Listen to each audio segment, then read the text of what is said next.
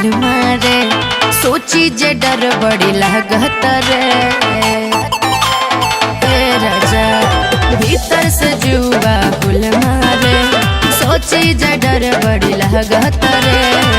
भइल कौनो गलती लागे प्यार वाली भेंट में, भइल कौनो गलती लागे प्यार वाली भेंट में। सुना कि जब से मिलके गइला मकई के खेत में उठे दर्दिया पेट में ना। जब से मिलके गइला मकई के खेत में उठे दर्दिया पेट में ना। बुझा तारा ना।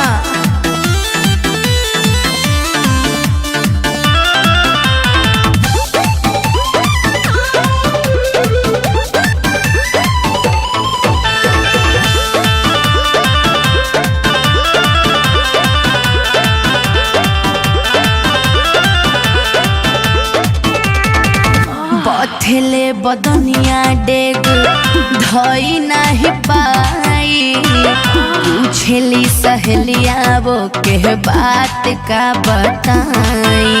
अब तू ही बतावा हम जाके का कहें वो। सुनी के खबर बड़ी आवेला दोबारी जाने नहीं के वो बात रखी है छुपाई। कद कुछ उपाय ना तो आ जाए चपेट में। कद कुछ उपाय ना तो आ जाए चपेट में। सुना जब से मिलके गइला मकई के खेत में उठे दर्दिया पेट में ना। जब से मिलके गइला मकई के खेत में उठे दर्दिया पेट में ना।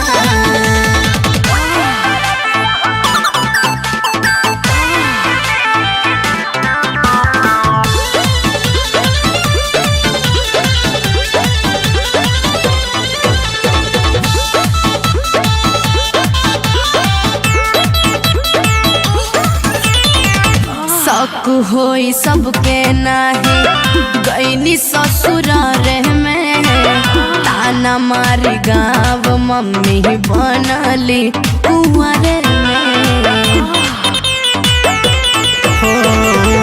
करना ही फिक्र बानी हम तोहरा साथ सिनुर पहिराइब रानी अपना ही हाथ। रखी हो छुपा के तबले ओढ़नी के नेट में। रखी हो छुपा के तबले ओढ़नी के नेट में। राजा जब से मिलके गइला मकई के खेत में उठे दर्दिया पेट में ना। जब से मिलके गइला मकई के खेत में उठे दर्दिया पेट में ना। और मत सोचा ठीक बा मकई खाए के बाद पानी पी ले रही।